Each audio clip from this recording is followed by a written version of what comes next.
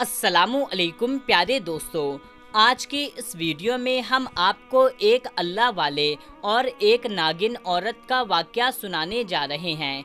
इंसानों को जानवर बनाने वाली औरत नागिन कैसे बन गई और नागिन बनने के बाद में उस औरत के साथ में क्या हुआ, आइए आपको बताते हैं। उससे पहले जल्दी से आप इस वीडियो को एक लाइक कर दीजिए।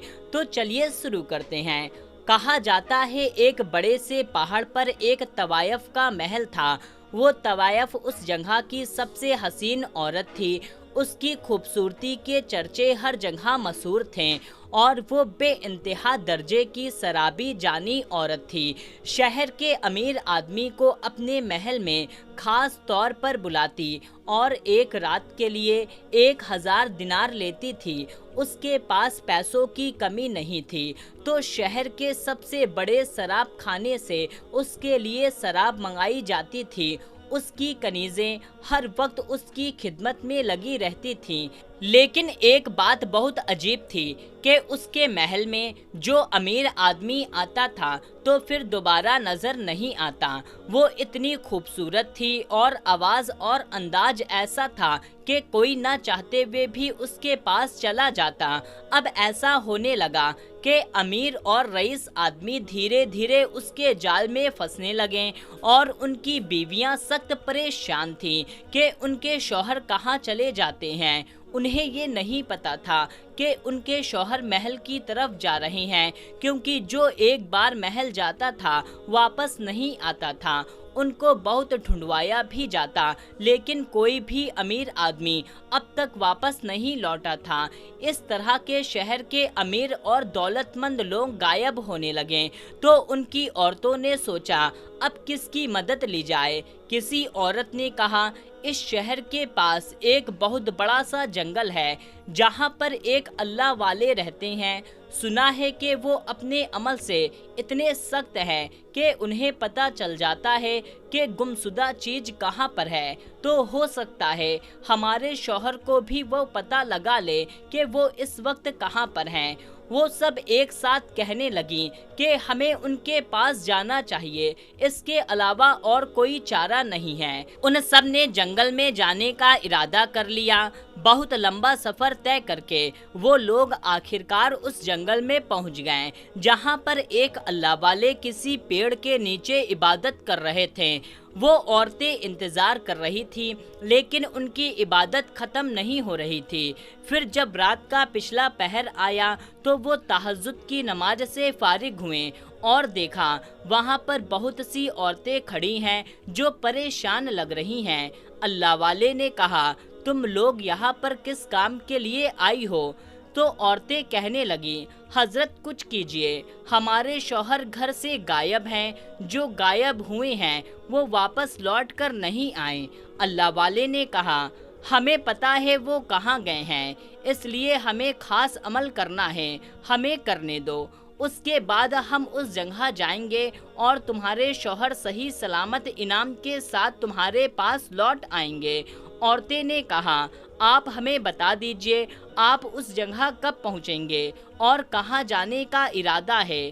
तो अल्लाह वाले कहने लगे, तुम्हारे शहर के पास में जो सबसे बड़ा पहाड़ है, ऊंचा पहाड़ है, उस पहाड़ पर एक महल बना हुआ है। वहाँ पर एक तवायफ का अड्डा है और वो तवायफ मर्दों को लुभाती है, उनको अपनी तरफ खींचती है। उसकी आवाज़ और खूबसूरती को देख करके मर्द उसकी तरफ खींचे चले जाते हैं। उसके पास में जब मैं पहुंचूंगा तो तुम्हें इशारा कर दिया जाएगा। वो औरतें अल्लाह वाले से अपनी बात कहकर सब मुतमईन हो गईं। अब वो सब अपने घर को वापस आ गईं और दुआ करने लगीं, अल्लाह वाले को कामयाबी मिल जाए। उसके बाद में अल्लाह वाले ने एक बहुत ही भारी सा अमल किया और एक पौधे की पत्ती को निचोड़कर कुछ ऐसा तैयार किया कि अगर कोई उसे पीता तो मस्त हो जाता।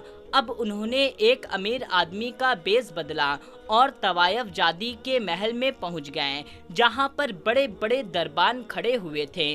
दरबारों ने उनसे पूछताछ की और अंदर जाकर मालकिन को बता दिया। कनीजों ने कहा, آپ باہر بیٹھیے۔ وہ باہر بیٹھے رہیں اور پورے محل کا جائزہ لیتے رہیں۔ وہ عجیب انداز میں بنا ہوا تھا جہاں سے ویشیا ٹپک رہی تھی۔ اللہ والے نے دل میں ذکر کرنا شروع کر دیا تو ہلکی سی روشنی ہونے لگی۔ اس کے بعد میں ایک بنی سنی لمبی سی عورت بال کھولے ہوئے ان کے پاس آئی اور بڑی شان اور فخر سے اس تخت پر بیٹھ گئی اور کہنے لگی، کیا چاہتے ہیں آپ مجھ سے؟ اللہ والے نے کہا، تم کتنے ہزار لیتی ہو ایک رات کے لیے؟ ویشیا نے کہا، 1000 دینار لیتی ہوں۔ اللہ والے نے کہا، میں تمہیں 5000 دینار دوں گا، لیکن شرط یہ ہے میں جیسا کہوں گا تم وہی کرو گی۔ وہ عورت کہنے لگی، میں وہی کرتی ہوں جو سامنے والا چاہتا ہے۔ اس کے بعد وہ کہنے لگی، چلیے میرے خواب میں۔ اس کے بعد اللہ والے نے کہا، میں نے تم کو ایک رات کے لیے خریدا ہے، تمہیں دگنی قیمت دی ہے، اس لیے تمہیں وہی کرنا ہوگا جو میں چاہتا ہوں۔ تمہارے پیچھے نہیں چلوں گا، بلکہ میں جہاں جاؤں گا تمہیں میرے پیچھے پیچھے چلنا ہوگا۔ اس نے کہا، یہ تو میرا محل ہے اور آپ کو کیسے پتا کون سی جگہ کہاں ہے؟ تو اللہ والے کہنے لگے، مجھے سب پتا ہے۔ فاحشہ عورت بولی، لگتا ہے آپ بہت بڑے عالم ہیں۔ اللہ والے نے کہا، یہی سمجھ لو۔ تو طوائف کہنے لگی، عالم میری اس کوٹی پر۔ تو اللہ والے کہنے لگے، وہ اللہ جانتا ہے میرا ارادہ کیا ہے۔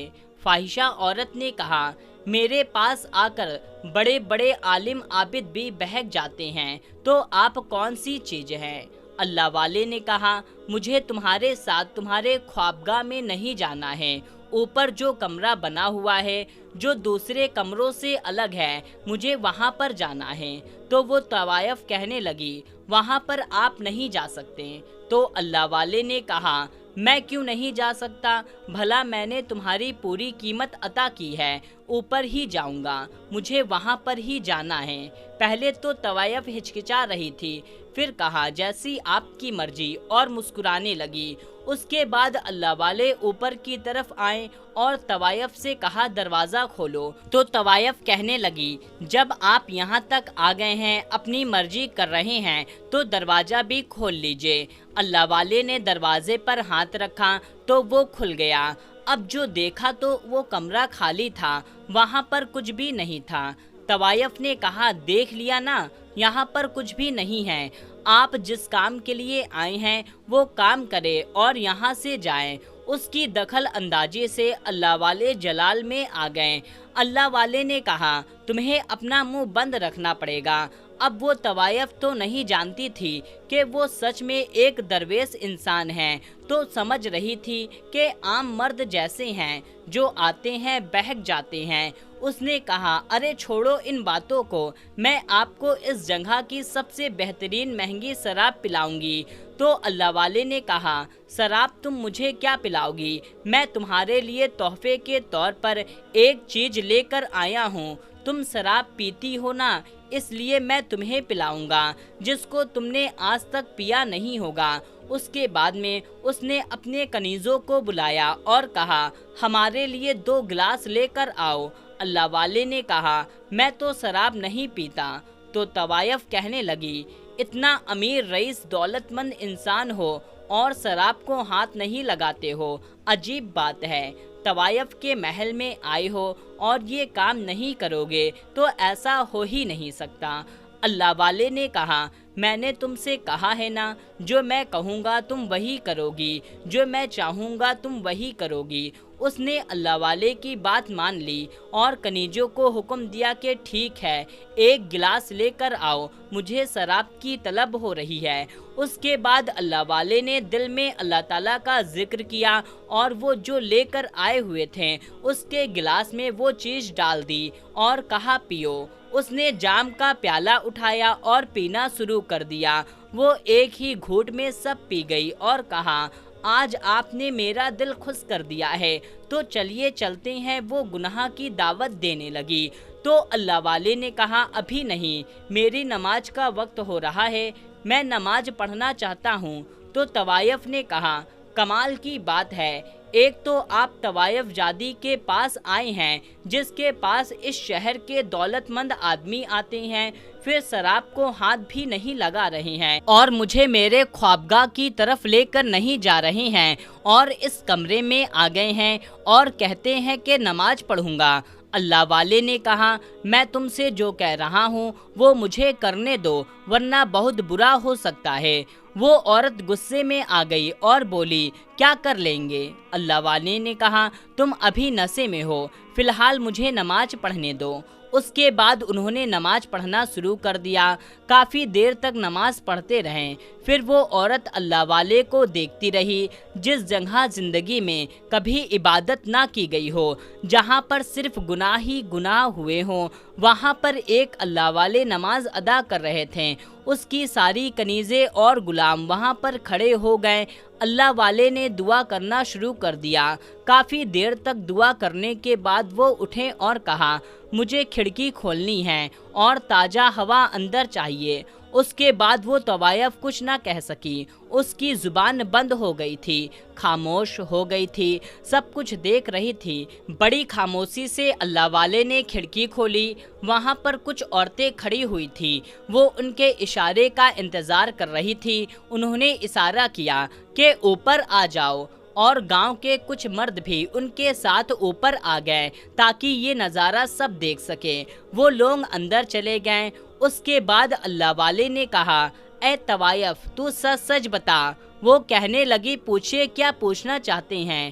اللہ والے نے کہا تو مجھے ان مردوں کا پتہ بتا جو تیرے پاس تو آتے ہیں، اس شہر کے امیر ترین آدمی تھے اور یہ جو عورتیں کھڑی ہیں ان کے وہ شوہر تھے۔ تو اس نے کہا ہاں وہ ایک رات کے لیے گناہ کرنے کے لیے آتے تھے، تو کیا فائدہ ان آدمیوں کے بارے میں پوچھ کر جو اپنی ان عورتوں کو چھوڑ کر میرے پاس آتے تھے؟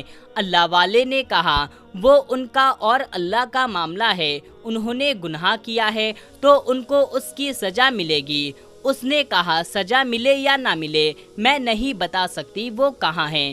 اللہ والے نے کہا تو مجھے بتائے گی تو فائدے میں رہے گی ورنہ بہت بڑی سزا ملے گی۔ مگر وہ طوائف نہیں مانی۔ جب وہ نہیں مانی تو اللہ والے نے کہا مجھے پتا ہے وہ آدمی کہاں ہیں، میں تو صرف تجھ سے پوچھنا چاہتا تھا لیکن تو نہیں سدھرے گی۔ اس کے بعد انہوں نے تمام عورتوں کی طرف دیکھا اور کہا تم جانتی ہو تمہارے شوہر کہاں ہیں؟ ہاں ہاں حضرت بتائیے میرے شوہر کہاں ہیں؟ اللہ والے نے زور سے کہا اللہ اکبر، اور ایک بڑا سا پردہ ہٹا ان کی اس آواز پر جو پہلے وہاں پر نہیں تھا۔ سب نے اپنی آنکھوں سے دیکھا، وہ کمرہ خالی تھا لیکن اب وہاں پر بڑے بڑے شیشے رکھے ہوئے تھے جن کے اندر عجیب سے جانور موجود تھے۔ جانور شیشے کے برتن سے باہر آنے کے لیے بےتاب تھے لیکن باہر نہیں آ پا رہے تھے۔ وہ کہنے لگے اے طوائف جادی تو نے یہاں پر ان جانوروں کو کیوں بند کر رکھا ہے؟ ان کو باہر نکالو۔ تو طوائف جادی کہنے لگی میں انہیں نہیں نکال سکتی، یہ میرے پالتو جانور ہیں۔ تو اللہ والے نے کہا ان کو دیکھ کر ہرگز نہیں لگتا کہ تم نے انہیں یہاں پر پالا ہے، ہاں بلکہ تم نے ان کو یہاں پر قید کیا ہوا ہے۔ دیکھو کتنے زیادہ بےتاب ہیں باہر آنے کے لیے۔ اس کے بعد اللہ والے نے ان تمام عورتوں کی طرف دیکھ کر کہا جاننا چاہتی ہو تمہارے شوہر کے بارے میں؟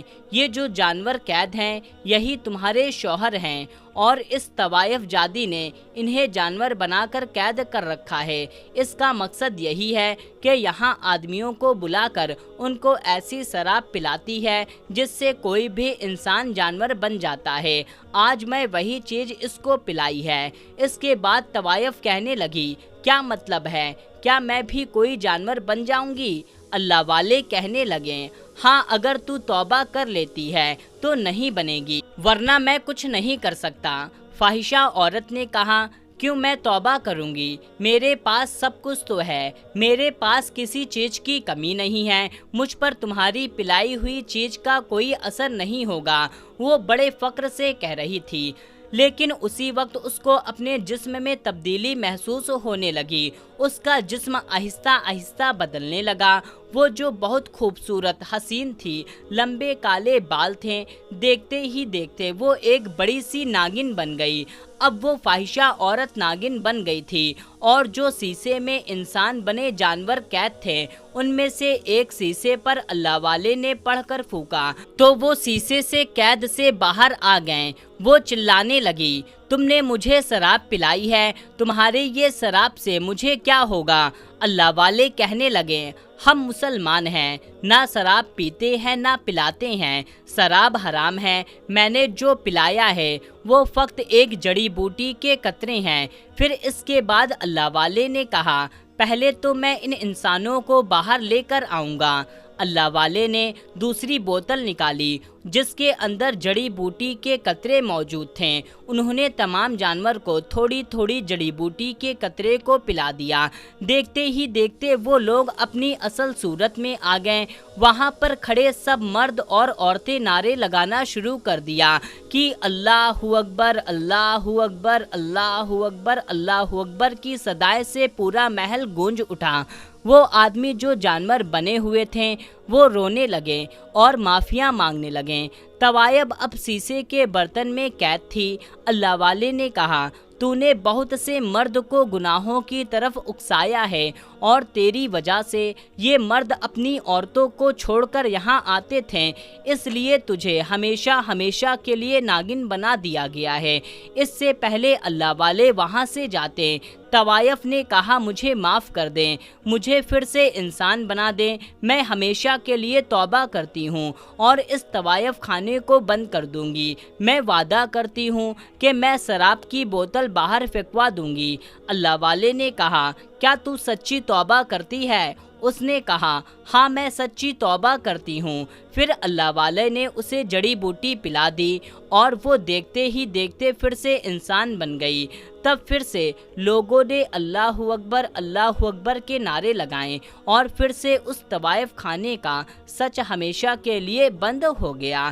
اب وہ محل ایک بڑی سی مسجد میں تبدیل کر دیا گیا۔ وہاں کی امامت اللہ والے نے کرنا شروع کر دیا اور لوگ وہاں پر عبادت کے لیے آنے لگے۔ وہ عورتیں ایک حجرے میں رہنے لگی۔ پھر اس نے گناہوں کے قریب کبھی جانے کا سوچا بھی نہیں، اور وہ ایک اللہ کی نیک بندی بن گئی۔ سبحان اللہ۔